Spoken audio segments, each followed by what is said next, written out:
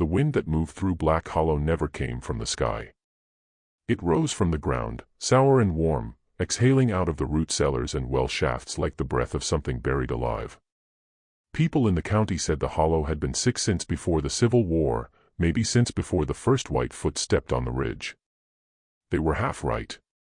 The sickness had a name once, but names rot faster than flesh, and what was left preferred to be called father, brother, uncle, husband, all at the same time. The cedar box was not meant to be found. It had been wedged between two joists under the parlor floor since the night Lincoln was shot, the boards above it nailed down by a man who swore on a stack of family Bibles that some things were better left to rot in the dark. The nails had rusted into black fangs, the boards had warped and cupped, and for 130 years the house settled around the secret the way a tongue settles around a bad tooth, pressing, tasting, never quite dislodging it. Mara found it because the house finally coughed. She was 23, the last living creature willing to sleep under that roof, and she had come back only to burn the place down. The matches were already in her coat pocket when the parlor floor gave a low, wet pop, as though something underneath had drawn a breath it had been saving since Appomattox. One plank lifted on its own, just an inch, then dropped again.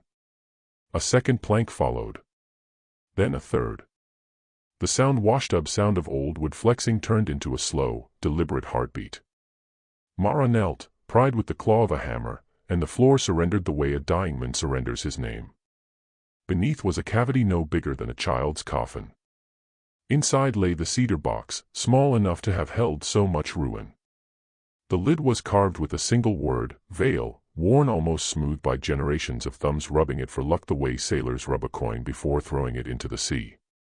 The iron latch had corroded into a red crust, but when Mara touched it the metal flaked away like dried blood and the lid sighed open on hinges that had never known oil.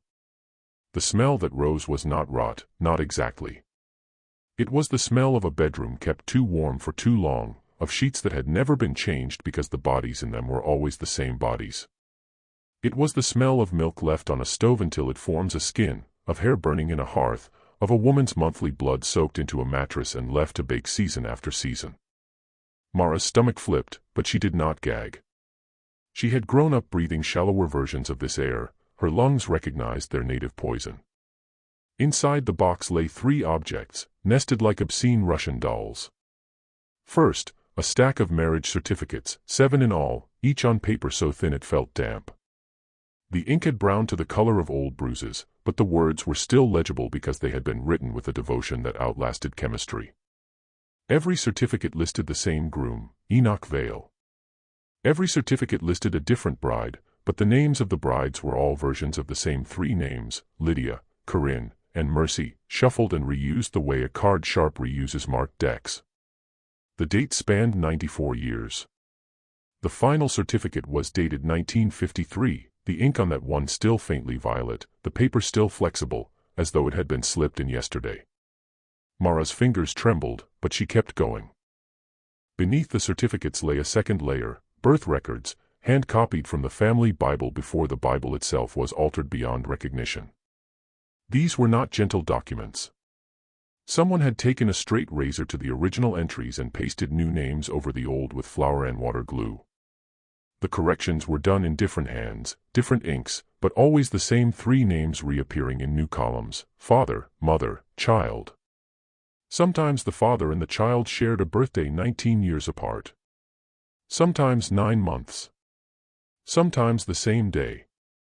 One entry had been scratched out so violently that the quill had torn through 3 pages beneath it.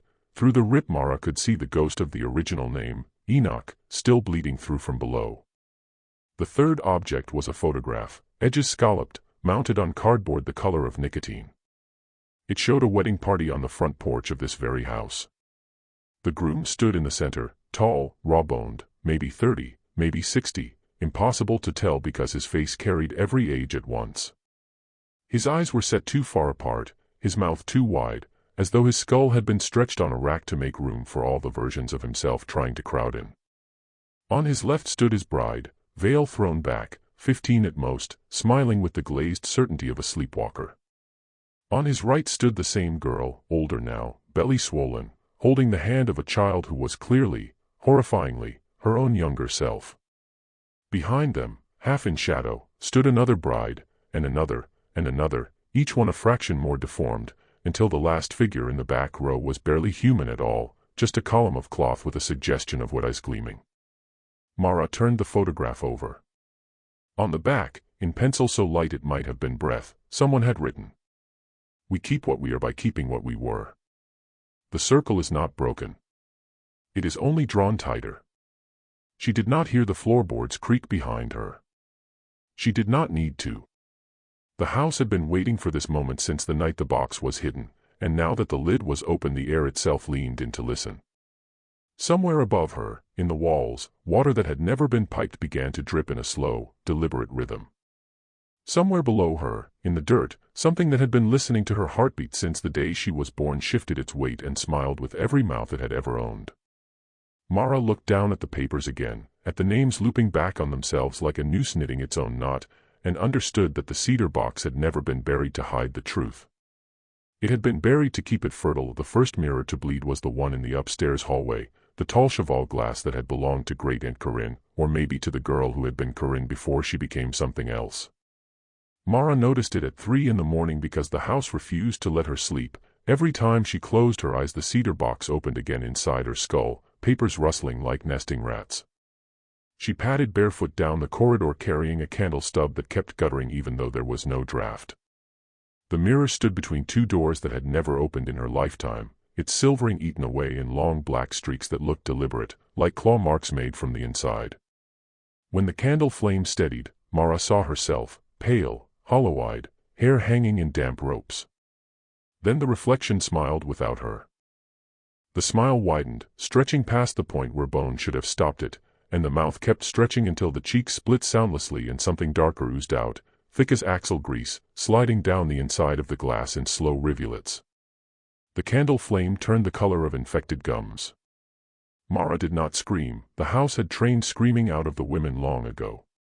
She only watched as her reflection lifted a hand she had not lifted and pressed its palm flat against the bleeding silver. Where the palm touched, the mirror bulged inward like a drum skin, and for one heartbeat she saw the fingers on the other side, too many joints, too long, nails yellowed and split, reaching for her through the softening glass. She stumbled backward and the candle went out. In the dark she heard the soft, wet sound of something licking the blood from the mirror. By dawn every reflective surface in the house had learned the trick. The cracked hand mirror in the bathroom showed the same man standing behind her no matter which way she turned, always closer than he had been the last time she looked. His face shifted with each glance, sometimes 20 years old, smooth and cruelly handsome, sometimes 40, the skin beginning to sag like warm tallow, sometimes ancient, the skull shining through translucent flesh, teeth too numerous for any human jaw. Always the same eyes, pale and patient, the color of well water. Always smiling with increasing deformity, as though each new version of him was proud of how much further it had managed to stray from anything God might recognize. Downstairs, the toaster's chrome belly reflected not the kitchen but the parlor on the night the cedar box was hidden, men in dusty black coats nailing the floor while a woman screamed behind a gag made from her own wedding veil. The kettle showed a nursery that had never existed in the house, 6 cradles in a circle, 6 infants with the same face at different ages, all crying in perfect unison. Even the puddles in the yard after the morning rain displayed him, kneeling at the edge of the water, staring up through the ripples with that widening smile, waiting for her to lean closer. Mara tried covering them. She dragged sheets over the big mirrors, draped towels across the dresser tops, turned every picture frame to the wall. The cloth soaked through in minutes, warm and stinking of pennies. Where the blood touched the floorboards it hissed faintly and left perfect handprints that faced the wrong direction, as though whatever crawled out of the glass did so on all fours and backward. At noon she locked herself in the pantry, the one room with no windows and only a dull tin pie safe for reflection. She sat on an overturned crate and pressed her back to the shelves, breathing through her mouth so she would not have to smell the iron reek that now filled the entire house. That was when she heard the soft scrape above her head, claws on wood, patient, circling. Something testing the ceiling the way a tongue tests a loose tooth. Then the pie safe began to sweat. Tiny beads formed on the tin, dark and glistening. They ran together, spelling letters that rearranged themselves faster than she could read until they settled on a single sentence sliding down the metal like a tear. Look at me when I was beautiful. She looked. In the warped tin she saw him at 17, maybe 18, standing in a sunflower field that had never grown within 50 miles of Black Hollow. Sunlight loved him then, poured over the high cheekbones, the reckless mouth, the eyes bright with ordinary lust and ordinary cruelty. He held a girl by the wrist, Lydia, Corinne, Mercy, herself, it hardly mattered, pulling her deeper into the stalks while she laughed the way girls laugh when they believe the world is still big enough to run away inside.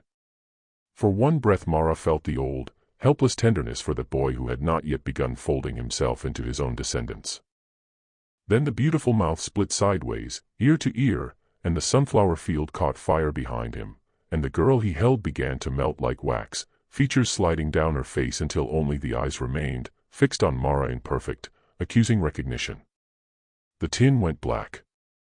From every direction now came the sound of glass exhaling, a long, pleasurable sigh, as though the mirrors had been holding their breath for a century and could finally stretch. Mara pressed her hands over her ears, but the sound was inside her skull, intimate as a lover whispering directly against the bone. She understood then that the bleeding was only the beginning. The mirrors were not breaking, they were opening. And everything that had ever looked into them, every bride, every child, every version of the man who was all those things at once, was learning how to look back out the morning she knew for certain. The house was quiet for the first time in weeks. No dripping from the mirrors, no wet footsteps overhead, only the ordinary creak of old beams cooling in the frost. Mara woke on the pantry floor with her cheek against the boards and felt the difference inside her body the way a sailor feels a shift in the tide before the sea itself has moved. A small, deliberate weight had settled low in her belly, not pain, not yet, but a pressure that carried intention. It pressed outward and inward at once, as though something inside her had decided to begin measuring the space it would soon need. She did not touch herself. She did not need to. The knowledge arrived complete, the way a name arrives when someone speaks it aloud after years of forgetting. She was carrying a child whose father was also its grandfather, its great-grandfather, its uncle, its brother, its husband-to-be. The circle had closed again, tighter than ever, and this time it had used her body as the final knot. She walked through the house like a sleepwalker, past the sheeted mirrors that no longer bled because they no longer needed to persuade her of anything. In the kitchen she opened the icebox and found the milk had curdled into perfect rings, one inside the other, the smallest no bigger than a wedding band. The rings floated on the surface like scum, pulsing faintly. When she tipped the bottle into the sink they held their shape, sliding out whole, a pale fleshy rope that spelled the same three names over and over until the porcelain was covered. Upstairs, in the bedroom that had once been her mother's, and her grandmother's, and her great-grandmother's, and so on back to the first girl who had ever mistaken love for salvation, she undressed in front of the wardrobe mirror she had forgotten to cover. The glass was clear now, mercilessly clear. Her body looked unchanged to any stranger's eye, narrow hips, small breasts, the faint blue veins under winter-pale skin. But the reflection showed something else entirely. Beneath the flat plane of her stomach a second skeleton floated, translucent, curled tight as a fern. The skull was too large, the limbs too long, the hands already forming fists with too many fingers. When Mara breathed in, the tiny ribs expanded in perfect synchrony. When she laid her palm over her navel the child thing laid its palm against hers from the inside, matching pressure for pressure, greeting her the way a prisoner greets the hand that will one day pass food through the slot. She felt it speak without sound. The words arrived as memory that had never been hers. You kept the box open too long, little mother. Now I can come home early. Downstairs the grandfather clock, which had not worked since 1937, began to strike 13. Each chime landed inside her pelvis like a hammer on an anvil, shaping something that should never have been given edges. Between her legs a slow warmth spread, not blood, thicker, darker, smelling of turned earth after rain. She looked down and saw the hem of her nightgown darken in a widening circle, the fabric drinking the stain greedily. Where the liquid touched the floorboards they softened, turning the color of bruised purple of overripe fruit, and from the grain rose tiny pale shoots that twined around her ankles like blind worms seeking milk.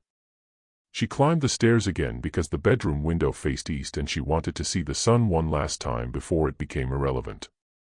Halfway up she felt the first real kick, not a kick at all, more like a turning, a slow deliberate folding of space inside her. The child was arranging itself, testing joints, counting fingers the way a pianist counts keys. She had to stop and grip the banister because the sensation was intimate beyond bearing, as though someone else were breathing with her lungs, blinking with her eyes, dreaming with her mind. For one dizzy second she saw through its eyes, the staircase from below, her own body towering above it like a cliff, belly distended and luminous, veins glowing like molten gold under the skin. It looked up at her and smiled with a mouth it should not have had yet, teeth already sharp, tongue already practiced at shaping the names it would one day answer to. At the landing she knelt, not from weakness but from recognition. The wallpaper, faded roses on a field of nicotine yellow, had begun to move. The roses opened and closed like gills, exhaling dust that tasted of old semen and older grief. From the center of each blossom a single drop welled, dark and viscous, falling upward to join the ceiling where they formed a slow-spinning spiral. The spiral lowered itself toward her until it hovered just above her abdomen, then sank through nightgown and skin without resistance, absorbed like rain into parched soil. With every drop the child grew heavier, more certain, more impatient.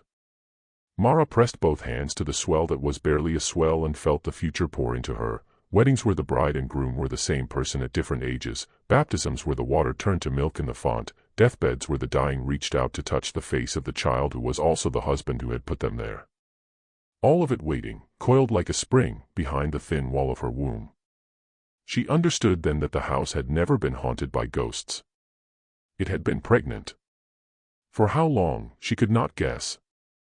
Perhaps since the first seed was forced into its own furrow. Perhaps longer.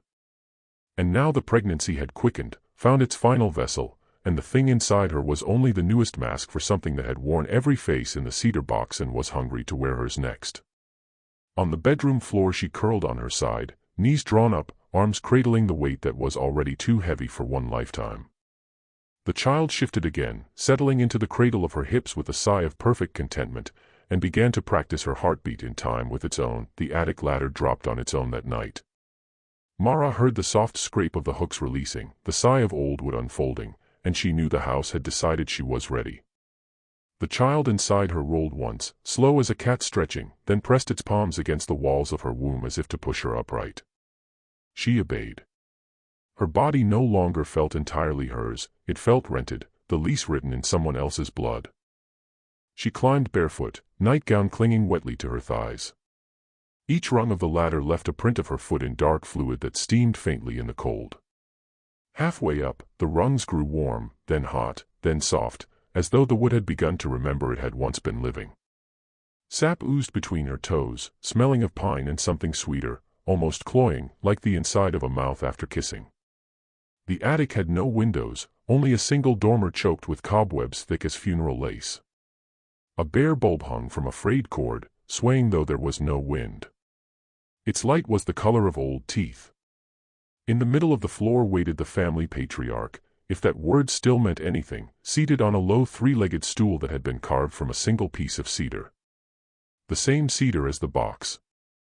His spine was bent like a question mark, his skin loose and shining as if he had been boiled and poorly dried.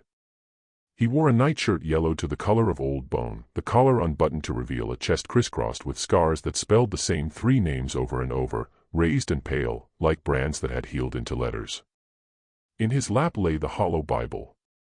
It had started life as a normal King James, thick black leather, gilt edges, the kind of book a circuit preacher would carry on horseback. But every page had been carefully razored out and replaced with sheets of handmade paper the color of dried placenta.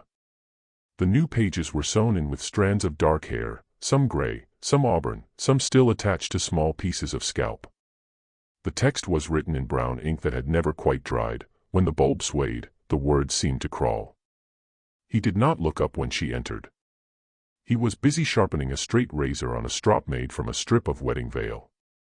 The blade sang softly, a sound like a woman humming through a mouthful of blood. Around him, in a perfect circle, sat the children. There were 7, though their ages were impossible to fix. The smallest looked no more than 5, the largest perhaps 16, but all had the same face in different stages of collapse, eyes too far apart, mouths too wide, skin mottled like spoiled milk. They wore white nightgowns identical to Mara's, all stained the same rust color at the hem. Their hands rested on their knees, palms up, and in each palm lay a single drop of blood that never fell. They stared at the hollow Bible with the fixed devotion of communicants waiting for the priest to raise the host. The patriarch lifted the book and opened it to a page marked with a lock of hair braided into a noose. He began to read, or rather to intone, in a voice that was many voices braided together the way the hair was braided, boy, man, elder, infant, all speaking at once. Behold the generation of Enoch Vale, who took Lydia his sister to wife, and she bore Corinne his daughter and his bride, who bore Mercy his granddaughter and his mother, who bore Elias his son and his father. The children answered in perfect unison, voices high and sweet and terrible.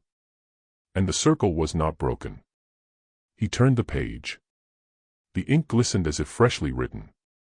Behold the generation of Elias Vale, who took Mercy his mother to wife, and she bore Enoch his son and his grandfather, who took Corinne his granddaughter to wife. And the circle was not broken. Page after page, name after name, each coupling more impossible than the last, each birth a fresh twist in the rope. With every line the children swayed, slow as kelp in a tide, and the drops of blood in their palms grew larger, heavier, until they began to drip upward, rising like reverse rain to spatter the sloping ceiling where they spread into new letters, new names, new knots. Mara felt the child inside her answer. It kicked in perfect rhythm with the chant, heel against her spine, elbow against her ribs, as if learning the cadence before it ever drew breath. She tried to step back, but the attic floor had softened into something between mud and flesh, her feet sank ankle-deep and the boards closed greedily around them, sucking like mouths. The patriarch reached the final page. The paper there was newer, almost white, the ink still wet and bright.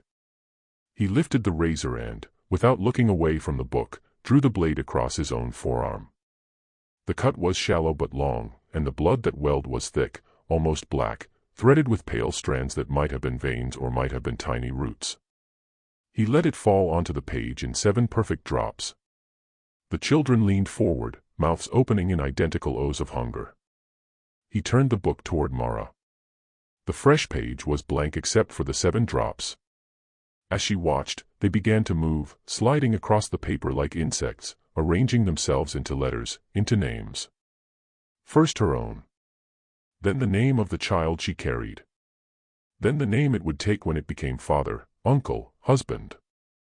The ink sank in, soaked through, reappeared on the other side of the page as raised welts that pulsed like gills.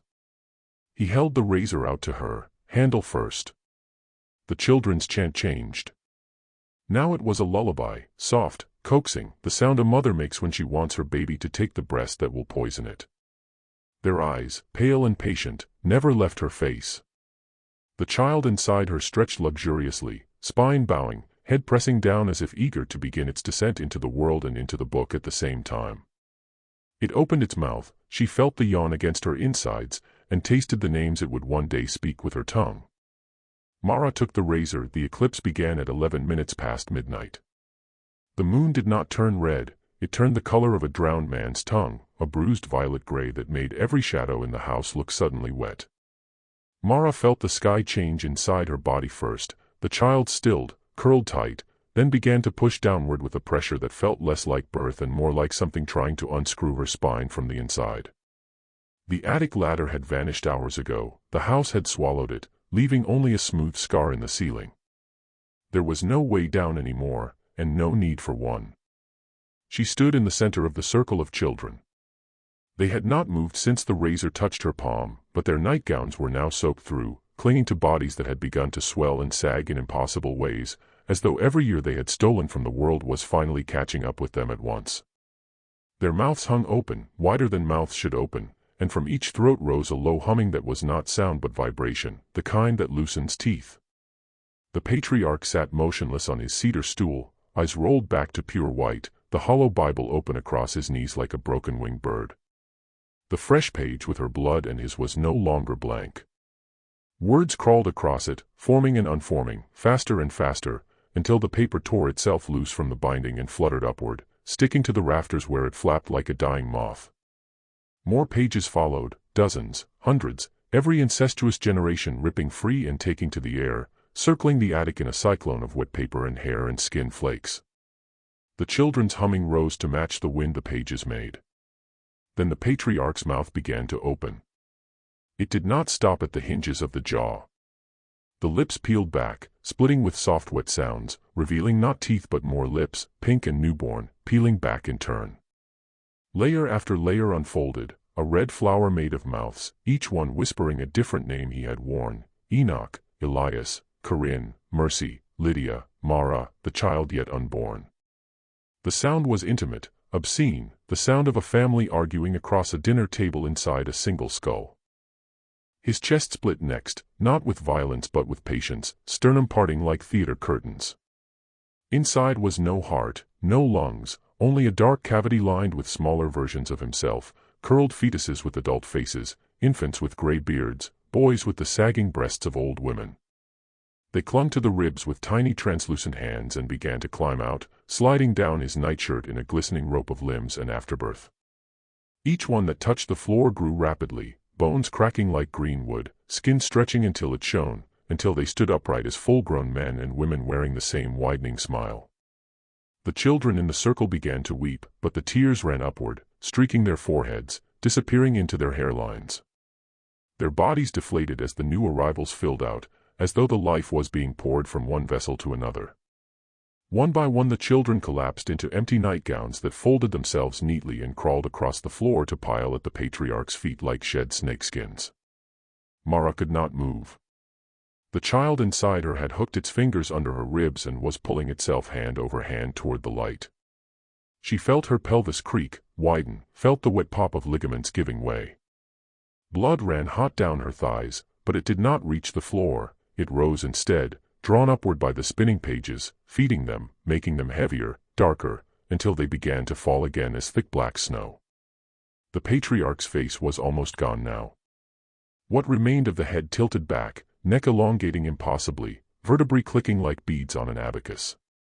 From the ruin of his throat something vast began to emerge, not a baby, not a man, but the entire lineage trying to wear itself all at once. Shoulders forced their way out, too wide, tearing what was left of the skin like wet paper. Arms followed, dozens of them, some infant small, some ancient and knotted with arthritis, all reaching, all grasping at the air as if drowning in it.